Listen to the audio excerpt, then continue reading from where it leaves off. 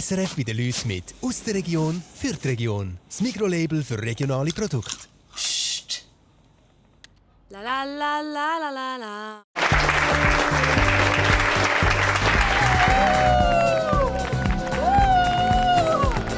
Das ist SRF bei den Leuten, Landfrauenküche.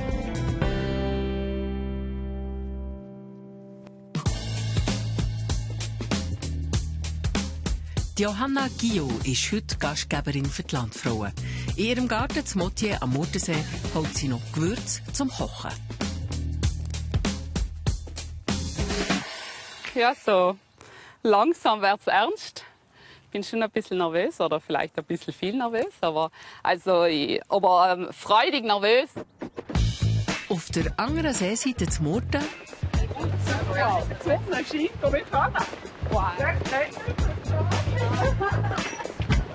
für einmal reisen die Landfrauen nicht mit dem Poschi ans Ziel.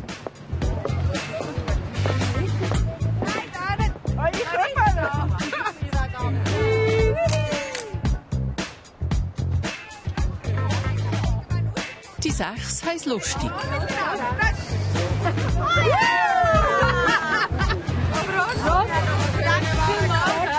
Die 7, die das Essen vorbereitet, auch ein bisschen weniger.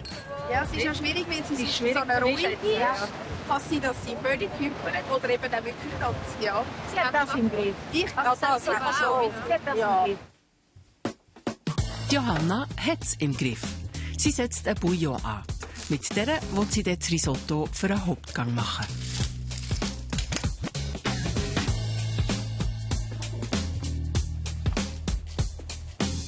Die Zutaten zusammen aufkochen und dann lässt sie die Brühe ziehen.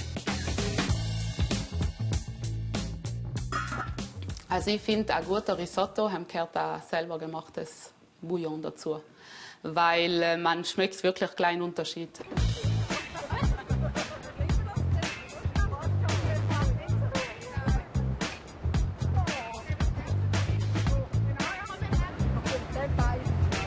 Auf dem Schiff kommt langsam ein Hüngerli auf. Sofort denke ich, gibt es Nüssli-Salat. Ja, sie hat doch etwas erzählt, sie das selber abbauen. Vielleicht hat es Nüssli-Salat Pilzli. Das wäre noch so herbstlich. Wäre noch mega fein herbstlich. Ja. Also im Hauptgang glaube ich, dass es Reis gibt. Wir haben gesagt, ich baue es selber an, gell? Ja, selber. Weisswein-Risotto mit weissem Pommes. Und sicher irgendwie ein Fest dazu. Das wäre fein. Ja. Mit einem Weissweinsöseli oder so. Ja, oder so ein Zitronenfisch. Ja, Fisch haben wir noch nicht gehabt. Ja. Vielleicht tut sie ja noch etwas Spezielles vom Südtirol bringen, wenn sie oder einen ja, klar. Ja, Knödel. Ja, vielleicht macht sie ja etwas Hässiges, wo wir das Gefühl haben, ich muss Reis geben. Dessert. Ja, genau, mit Vanillesauce. Ja. Eine Kugel fast wie ein Knödel steht auf dem Menüplan. Ihre Kugel ist aus Reis und hat einen Kern mit Kürbis und Greyerzenkäse. Arancine ist was Italienisches, aber ja, Risotto und Reis und so, das ist eigentlich halt, man denkt mehr an Italien und ich komme ja auch aus Italien und deswegen, und wir produzieren Reis und irgendwie habe ich noch alles so kombiniert und ja. Und vor allem mache ich es, weil es sehr fein ist. Neben den Arancini und dem Risotto gibt es noch mehr Reis. Da habe ich in Reis für mein Gemüse Sushi vorbereitet und habe es mit Randensaft noch eingefärbt. Und das ist auch für die Vorspeise, das wird der schwarze Reissalat. Und da köchelt gerade neben uns noch der Milchreis für die Nachspeise.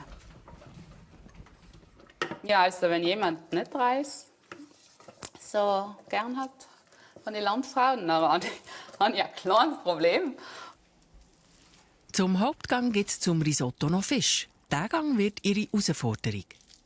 Das Risotto darf nicht zu lang sein, sonst wird es so matschig. Es soll bissfest bleiben und der Fisch soll nicht zu wenig, nicht zu viel. Und dann ist oft auch noch beim Fisch immer oft noch schwer, ein bisschen mit der Würze. Ist noch schwierig, ja, genau zu wissen, wie viel Salz. Das Schiff mit den Landfrauen fährt das Motier am Montvue ein.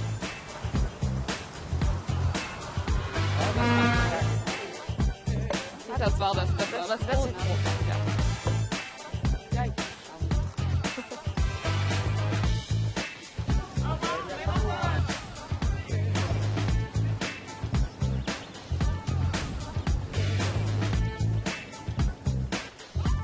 Hoi Frauen! Hallo! Hey, hi! Ich hab's gesehen, wow! Alle mega schön! Hallo! Schön! Oh, meine liebe Landfrauen, ich freue mich wahnsinnig, dass ihr heute hier bei mir seid. Ich hoffe, es habt schon Zeit gehabt, ein bisschen was hier von der Gegend zu sehen. Ich habe gehört, ich habe die Ehre gehabt, mit Schiff anzureisen. Also ich habe schon ein wenig beneidet. Ich stelle euch gerne meine Mannschaft vor. Also mein Mann, der Leandre, unser ältester Sohn, der Aaron, links, dann der Nils, der Sven, mein Schwager, der Maxim und seine fast Ehefrau, die Livia und meine Küchenhilfe, die Celia. Hallo. Jetzt ist noch Saft und Wasser. Zum Apero gibt es einen Sprudelwein aus dem Wüi. Greyerzenkäse, salzige Bretzeli und gesalzenen Gâteau du Wüi mit Speck. So Hefeteig und mit Rahm.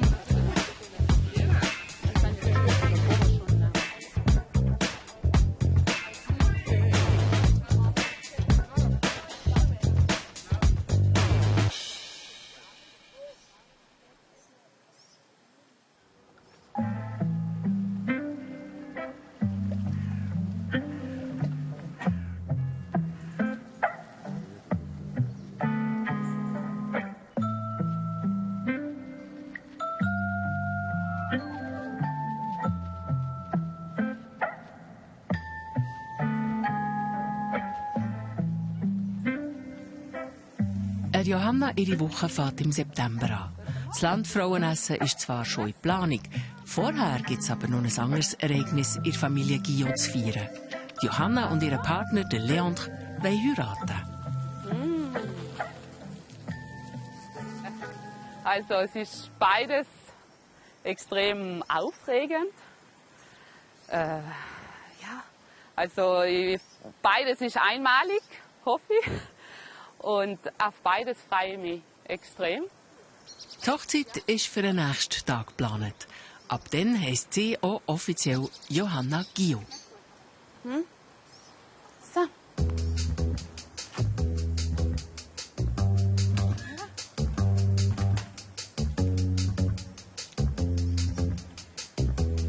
Vor 13 Jahren ist Johanna aus dem Südtirol mit dem Leandre auf einen Betrieb von seinen Eltern im Kanton Fribourg gekommen.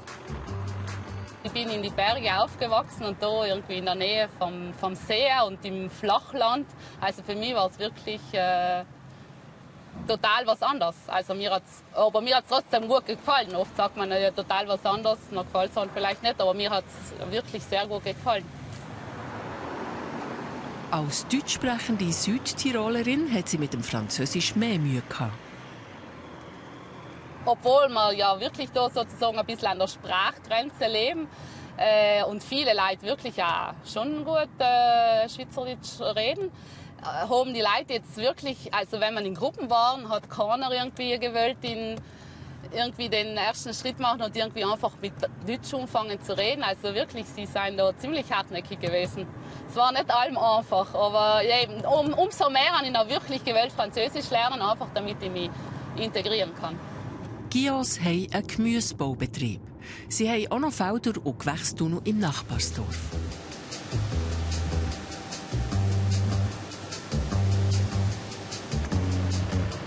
Ende September ist Erntezeit.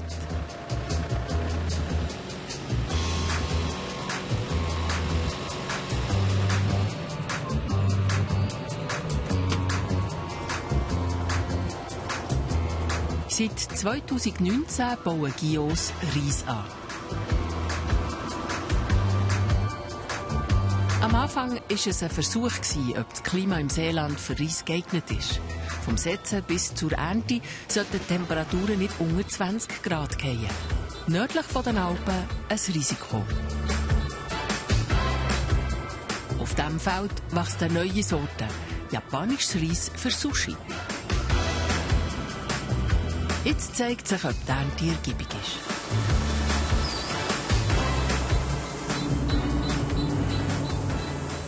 Ja, ich kann eben so kontrollieren, sind die Körner gefüllt oder sind viele leere Körner. Ist viel Unkraut, sind viele Unkrautsamen, sieht man auch so und man fühlt ein bisschen die Feuchtigkeit. Aber nein, also ich fühle da wirklich, die Körner sind gut gefüllt. Also ich denke, ja, wir sind zufrieden.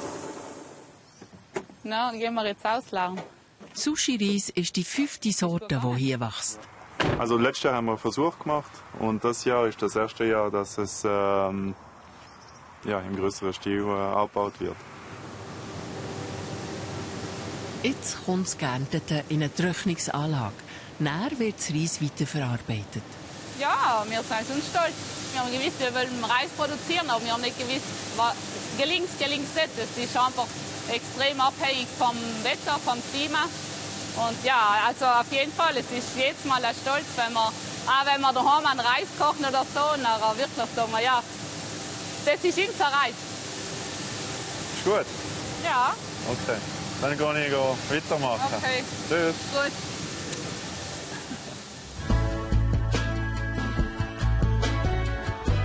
Einen Tag später ist es soweit. Der Termin auf dem Standesamt. Die Johanna heiratet. Gut, können wir es jetzt auch an? Können wir es umlegen, bitte?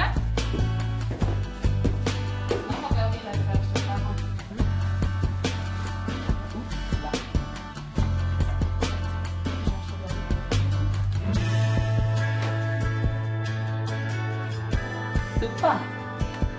Kannst du einmal die Schuhe anlegen?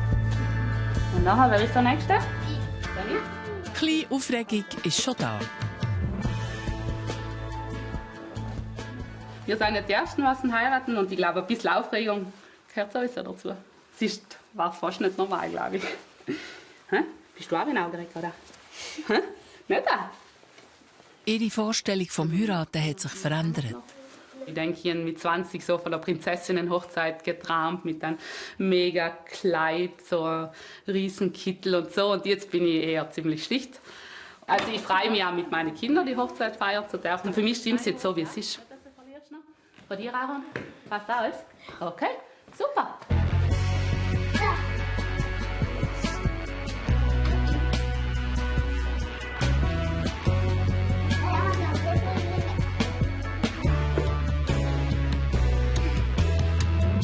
Johanna und Leandre haben sich im Studium gelernt kennen und sie sind seit 16 Jahren ein Paar. Wir passen gut zusammen. Ja, ich finde, wir können gut diskutieren. Ich interessiere mich für seine Sachen, er interessiert sich für meine Interessen. Und da schon, ich denke, was auch sehr wichtig ist, wir haben wirklich auch die gleiche Idee bei der Erziehung von den Kindern. Wir ziehen, also bei vielen Sachen ziehen wir am gleichen Strang. Und deswegen kann ich mir gut vorstellen, mit ihm für immer und ewig. Ja, du fängst schon mal am besten unten an. Ich hebe ihn und dann hat er wieder noch. Tue ich kurz die Luft anhalten. Also bis jetzt ist es falsch zugegangen. Das schaffst du schon. Ja, aber. Dann kann man besser zuziehen. Oh, das passt, ne? Bleib jetzt einfach gleich. Nein, ist wieder. So. Gut. Also ich kann schon einmal den Knopf so machen, dann geht es dann auch leichter. Boah, das ist wahrscheinlich der schwierigste Teil vom Hochzeit. Ja, ich denke. Da haben wir noch wenig Zeit. Dann machen wir das. Attends. Kannst du den Pfeil noch mal reinstecken? Brauchst du lavinieren? Nicht lachen mal. Soll ich sich schnell mal eine Nachbarin holen? Nein. Halt unsere Nachbarin. So. Und jetzt zu. Tschüss. Und tschüss. Das ist ja so einfach gegangen wie so eine Gleise. So. Danke, ja, also. Als Südtirolerin in der Schweiz war sie so ein bisschen exotisch gewesen, aber nicht zu exotisch. Ich habe sie für das Nachtessen eingeladen, aber dann hat sie ein anderer Kollege von ihr hat ihm so Pilz sammeln eingeladen am Nachmittag. Aber dann ist sie mich trotzdem, also sie haben mich eingeladen Zum Pilzessen? Zum Pilzessen. Und ich habe wirklich gesagt, an diesem Abend muss ich das loswerden, weil und zum Glück irgendwie auf dem Heimweg, wir haben nicht weit voneinander gewohnt, Hat sich noch recht dann ergeben. habe ich die Gelegenheit haben. Hat er mich noch auf ein Porto eingeladen und nachher... Genau. Ja. Na, gehen wir. Geht das erst? Ja, Auto. Ja, gut.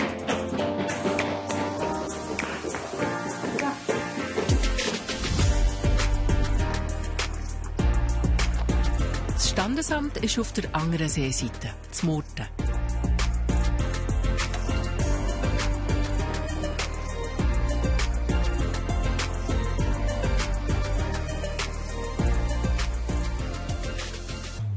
Wenn zwei sich auf den Weg machen, dann sind sie stärker als einer.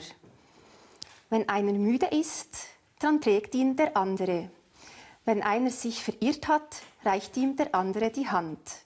Wenn einer die Hoffnung verliert, spricht ihm der andere Mut zu. Wenn zwei gemeinsam einen Weg gehen, dann gehen sie den Weg der Liebe. Liebes Brutpaar, ich bitte euch, zum Ja-Wort aufzustehen.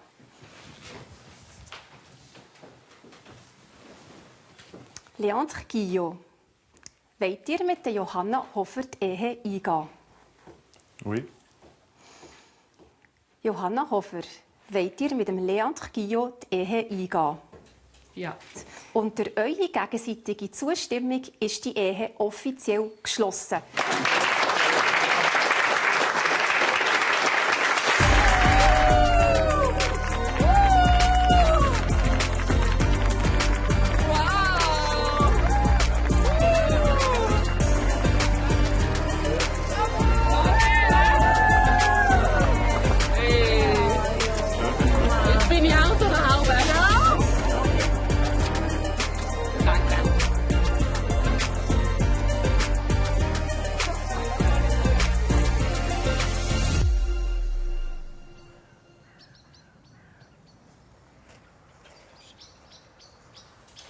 Ja, guten Morgen, Sven.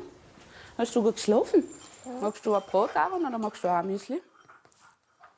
Seit gut 2 Wochen ist Johanna offiziell die Madame Guillot.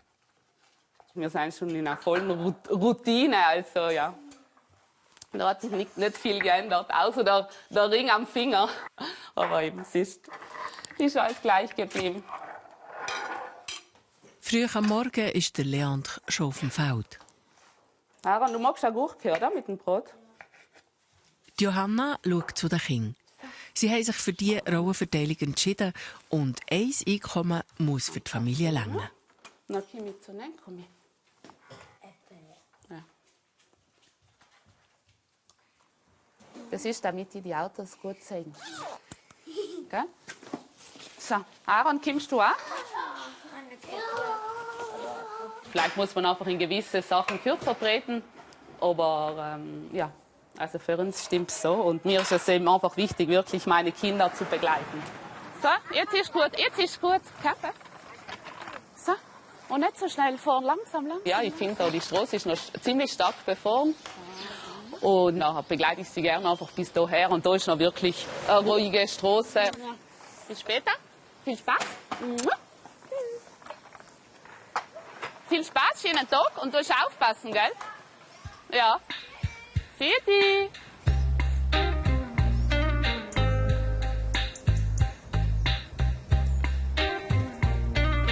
Im Garten vor dem Haus gibt es immer etwas zu tun. Johanna arbeitet gerne draussen und ist zufrieden, wenn es ordentlich und schön aussieht. Das ist ihr sozusagen in die Wiege gelegt worden. Mein Opa war Gemüsegärtner. Und mein Papa hat nach dem Betrieb umgestellt auf Staudengärtner. Und, ja, und ich bin so groß geworden und das hat mir allem gefallen, daheim mitzuhelfen. Darum hat sie auch Umweltingenieurwesen studieren, mit Schwerpunkt Pflanzenverwendung. So bin ich eigentlich in die Schweiz gekommen, ja. Und habe nicht geplant gehabt zu bleiben, aber jetzt bin ich auch noch da. Und jetzt werde ich wahrscheinlich auch da bleiben, ja. Mit ihrem Studium, Johanna war 22, ist ihre Mutter im Südtirol gestorben. Das hat sie geprägt. Durch den Tod von meiner Mama habe ich mir einfach die Frage gestellt, ja, man soll ein bisschen lockerer sein, ein bisschen entspannter und man soll wirklich im Moment oft auch leben und nicht einmal so genau planen. Aber eben, es ist für mich, ich bin einfach so, ist mein Charakter, ich habe es einfach allen gerne als ein bisschen genau und organisiert, aber eben durch den ist mir wirklich bewusst geworden, man eben oft einfach ein bisschen spontan sein und genießen. Geniessen. Gar nicht so einfach, wenn man Mutter ist und noch in einen Betrieb eingebunden. Ein paar Gehminuten vor Johanna ihrem Haus weg sind die Gewächshäuser von Guillots, mitten im Dorf. Die Hauptsaison für Nüssli oder Nüsslersalat hat angefangen.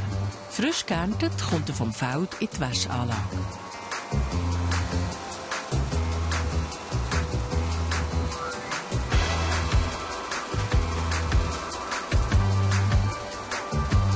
Es braucht Familien und Angestellte, die mithelfen beim Aussortieren und Abpacken.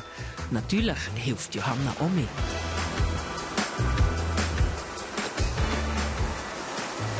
Also der Nüssler ist unser Haupteinkommen sozusagen und dank Nüssler haben wir in Saar sozusagen Investitionen für den Reis machen können.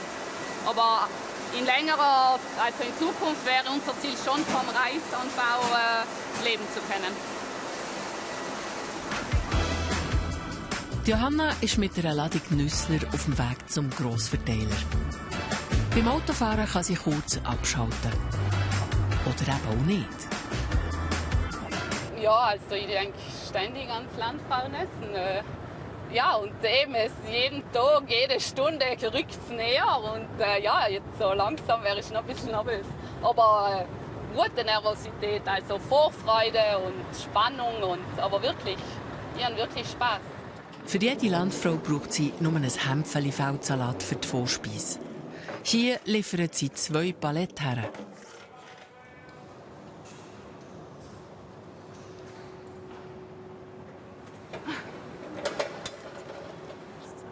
Und die werden streng bewertet. Es ist auch schon passiert, dass wir das Palett wieder mit nach Hause genommen haben. Ja, zu viele schwarze Blättli, Punkte auf den Blättern, zu viele Wurzeln. Also, die haben wir geschult saugen. Ja. Ist nicht allem lustig. Heute ist der Nüssler sauber und bleibt hier für die Weiterverarbeitung.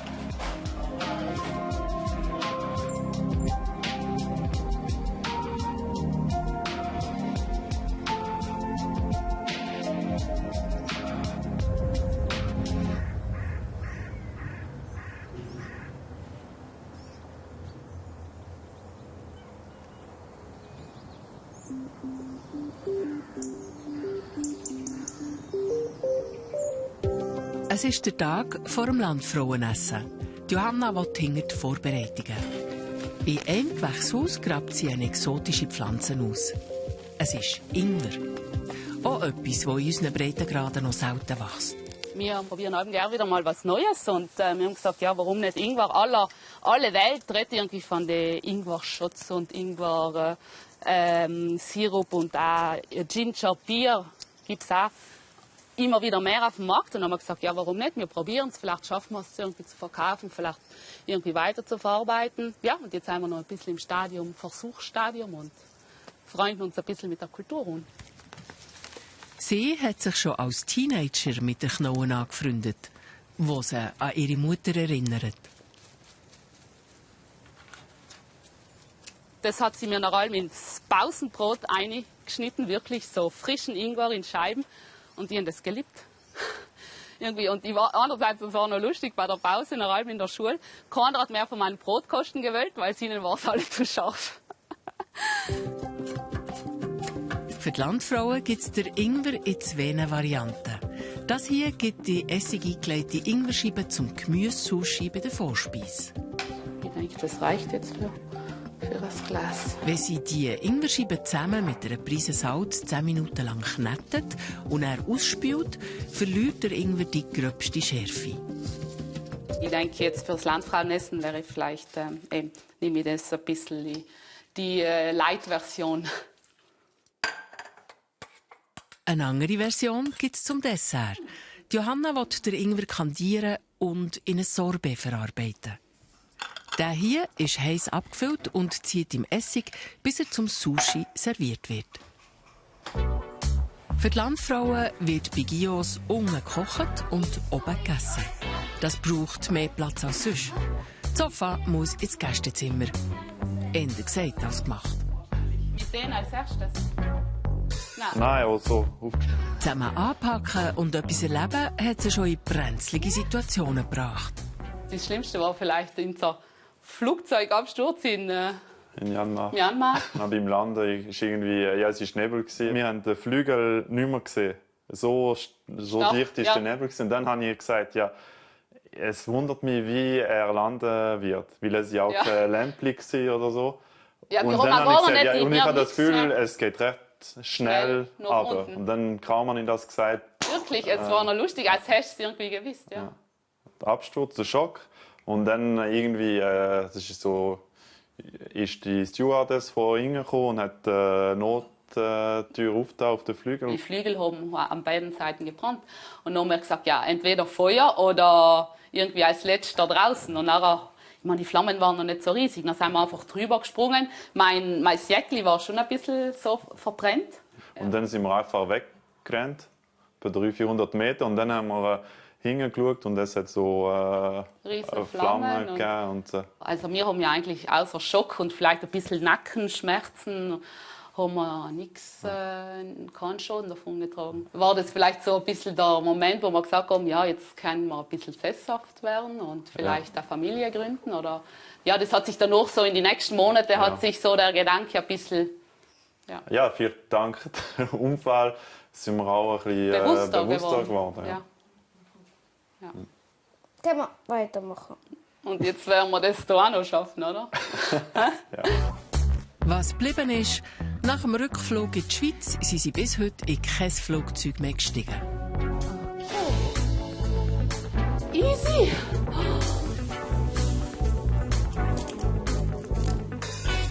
Du bist sicher, du bist Und wenn du da ohne Hupfen raus? Nein, die hupfen nicht raus. Die anderen. So, jetzt lassen wir es einmal ein bisschen. Da tun wir jetzt ein bisschen auf vorne Seite ein bisschen unbraten.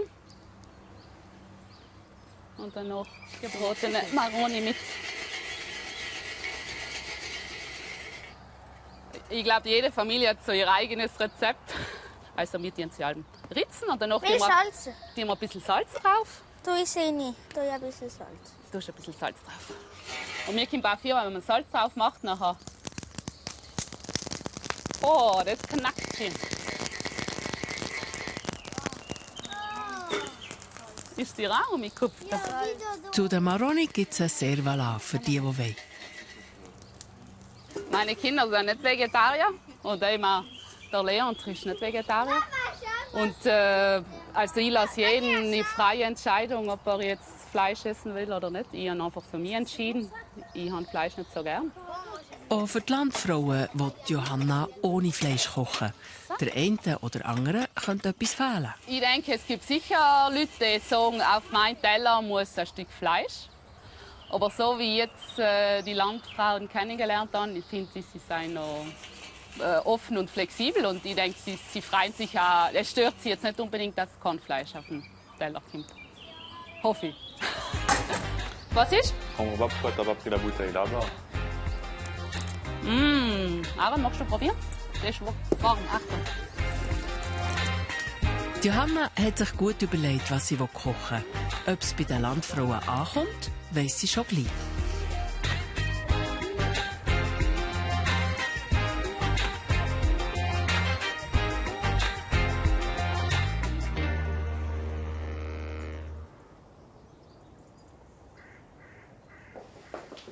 Alles ist bereit. Alle bekommen etwas zu essen. Fast alle. Wow. Merci. Hey, schau mal mit. Könnt ihr Platz nehmen? Dankeschön. So, ich wünsche euch einen schönen Abend. Sehen wir uns später. Danke gleichfalls. Oh mein Gott, das sind die verschiedenen Sorten. He? Ja. Schön. Schön. Und das Herz. Hallo. Jetzt hat man sich sicher schon gefragt, was gibt es denn zum Essen? Also jetzt bringe ich es mit. Als Vorspeise gibt es ein Reisdreierlei, Arancini gebettet auf Nüsslisalat, ein Gemüse-Sushi und einen schwarzen Reissalat. Als Hauptspeise serviert Enkner, mein Mann, ein Kürbisrisotto mit Eglifilet. Ja, der Fisch. Und als Nachspeise gibt es ein Ingwer-Verjus-Sorbet auf Kürbis und ein Milchreisdörtchen auf Zwetschgen. Wow. Ich wünsche euch einen guten Appetit. Genießt es. Bis später. Viel Spaß in der Küche. Merci. Viel Spaß in der Küche. Ciao. In der Küche geht Johanna und ihre Hilfe Celia hinter die Arancini für die Vorspeise. Sie arbeiten Hand in Hand. Ich weiß, wie sie kocht und sie weiß, wie ich koche, aber zusammen haben wir noch nie gekocht. Nein. Es ist eine Premiere. Ja. Die Reiskugeln sind paniert und baden im Frittieröl. Celia hat es im Griff. Johanna kümmert sich um ihr Gemüse-Sushi. Das ist meine Eigenkreation. Aber ich habe es noch farblich interessant gefunden, das Rot mit den grellen Orange-Gelb. Und also geschmacklich finde ich es sehr interessant. Hast du sie größer gemacht? Ein bisschen größer, ja. Ja, dann. Gut. Ja. Die Arancini sollten lauwarm an den Tisch kommen. Darum muss das Anrichten schnell gehen.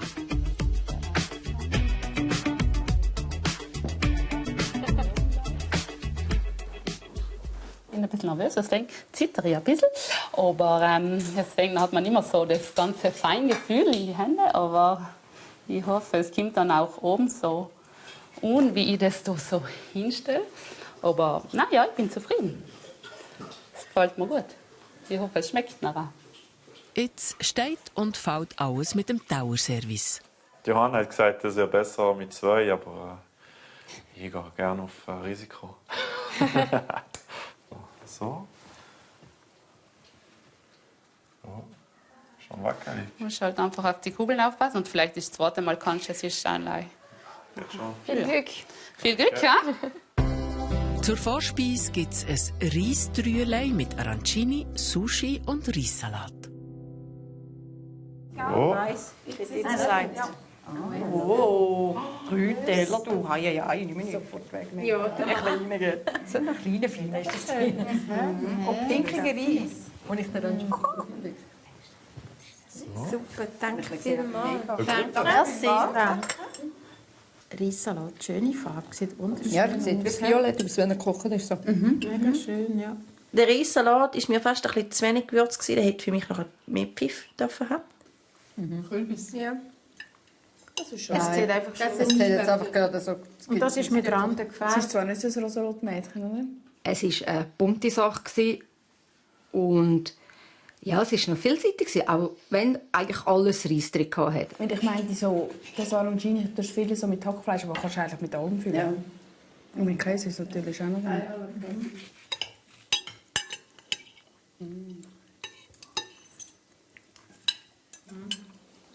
Das stimmt doch. Und das Arancini ist ja mega fein. Ja, habe ich auch ganz gerne. Geschmacklich war es fein, sehr fein. Vor allem das Arancini, das habe ich mega gerne, so der brötelte Risotto-Reis. Das mache ich mir gerne nicht unbedingt gefüllt, aber paniert und so brötelt. Oh, ja, dem hast du mich eigentlich. Die Landfrauen bewerten Johanna ihr Essen. Auf welchen Platz sie es schafft, bleibt geheim. Bis zum Finale. Der Blick in die abgerundeten Tower gibt einen ersten Eindruck. Ja, aber... Okay. Schwarzer Reis ist nicht da. Nein, aber sie haben gesagt, es ist alles gut gewesen. Ja, aber so aber eben, Agnes hat nicht alles gegessen, also ich weiß nicht, warum. Es war fein. Ich konnte sagen, es war nicht so mies. Ich habe einfach genug Reis bekommen. Oh je, mit Reis geht es auch im Hauptgang noch weiter. Ja, vielleicht. Ja, jetzt ist es warm. Ich denke, jetzt können wir nachher. Löschen wir. Das Risotto ist mit Weisswein abgelöscht. Jetzt kommt nach die selber gemachte Bouillon dazu. Ich finde schon, dass eben wirklich ständiges Rühren für ein Risotto wichtig ist, damit es einfach schön cremig wird. Man kann natürlich einfach so in Reis kochen, ohne nichts zu rühren. Und Zugabe mit eben durch die Zugabe von Butter und Käse, aber dann wird es nie so schön wirklich liiert. So. Noch die Kürbiswürfel rein und weiterrühren. Das ist der neue Reis, oder? Hast Ja, du das ist das zweite Mal, dass wir... Die neue Ernte, ja. Ja, aber ich finde, er lässt sich gut kochen. Ja.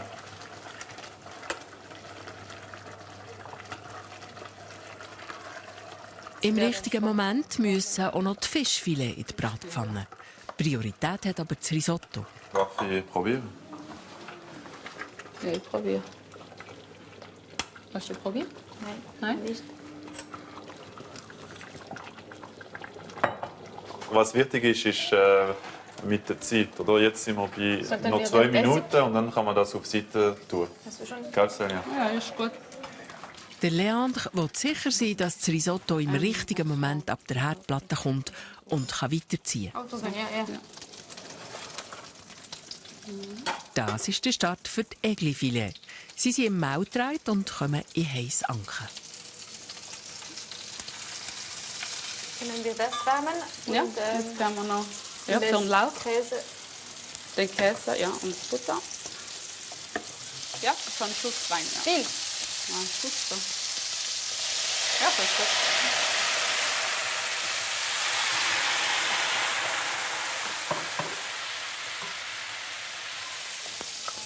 gut. Noch Anken zum Risotto.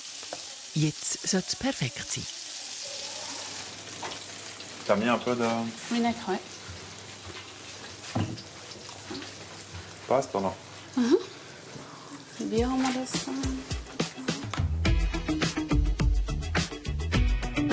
Der Leandre ist auch mal zufrieden. Was noch? Für mich der Reis muss recht flüssig sein, genau so. Und trotzdem bissfest sein.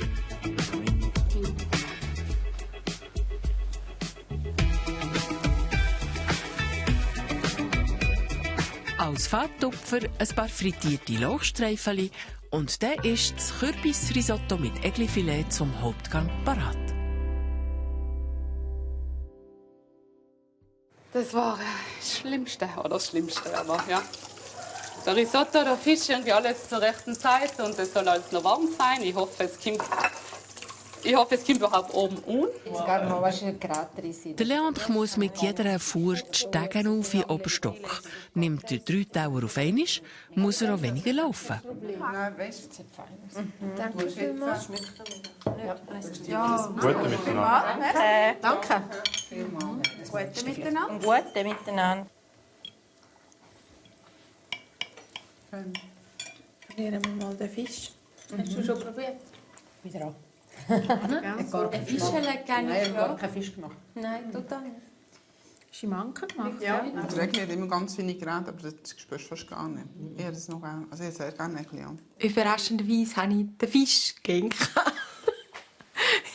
Ja, ich habe glaube ich, mal einen schlechten Fisch verwünscht, der eben gefischelt hat und habe das Gefühl gehabt, ja, Fisch ist Fisch und da ist sie einfach nicht. Aber mal, der ist ganz gut gemacht. Ja.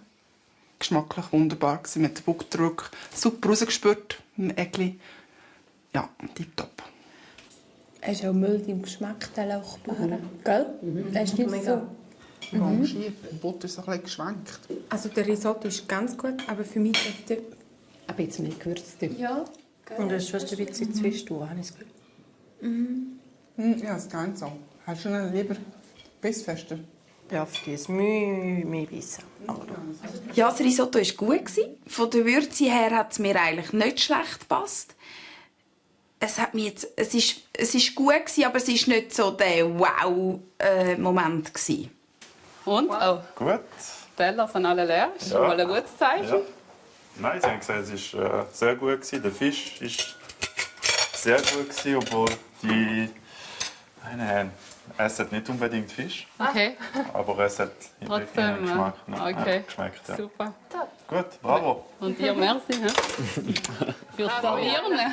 Es ist kein Teller auf den Boden gefallen. Siehst du, 3. Ja. Das hat schon geklappt. Super. Nächstes Mal machen wir 4 aufs Mal. Ja. Mal schauen. Ja. Dann kommt noch die letzte Reisvariation.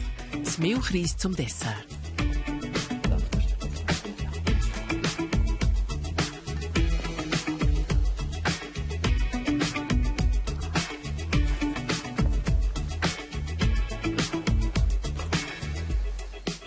So, 4. Ja. Nein, ist gut. Also. Als letzten Gang gibt es ein Ingwer-Verjus-Sorbet auf Kürbis und ein Milchreis-Törtchen auf Zwetschgen. Ja, genau.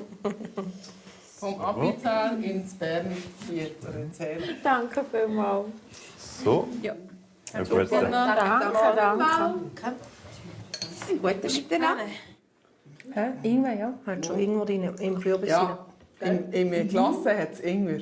Im Glasse. Nein, aber im Kürbis drunter eben auch. Musst du mal probieren, nur Glasse? Ja, ich hätte sie bei nur Kürbis gemacht. Aha, oh, ich nur Glasse. Weil der Kürbis muss zuerst. Ja. Und oben drauf ist noch Ingwer drauf. Ja, das habe ich gesehen. Das ist eine scharfe Sache. Also das Kürbis haben wir noch fein gefunden. In dieser Variante. Aber das Glas ist nicht. Nein, ich habe den irgendwo auch gerne anders. Ich persönlich kenne halt mehr irgendwie vom Erkältungstee so her und hätte mich jetzt persönlich nicht gewagt, um den ins Dessert zu nehmen. Ich habe es sehr gerne, weil ich gerne das Ingwer, sei das thailändisch oder so, und habe es wirklich fein gefunden mit dem Scharfen und die Säure und das Süße, Kalte. Das war jetzt schon noch mehr meins, genau, als mehr das Milchreis. Magst du mich auch?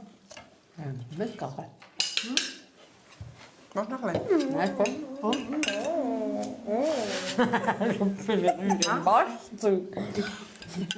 Ja, die Franzi hat mich gefragt, ob ich ihren Reis noch will. Und dann habe ich gefunden, ja, wieso nicht, gib du mir dein Reis.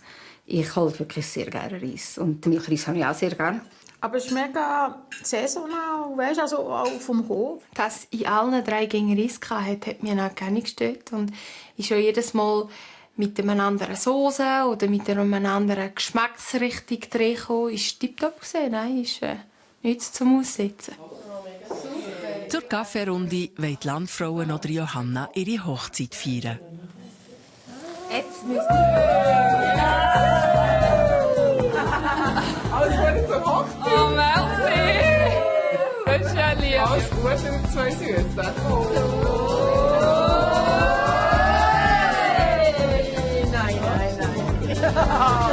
Johanna ihren Reis 3-Gänger ist gegessen. Jetzt kann sie noch 2-mal hersitzen. Als nächstes bei Rahel Baume, der Zürcherin aus Wädenswil.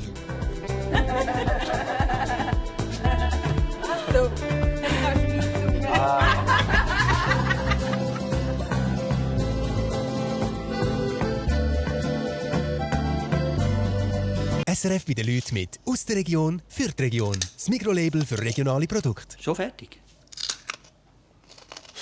La la la la la la la.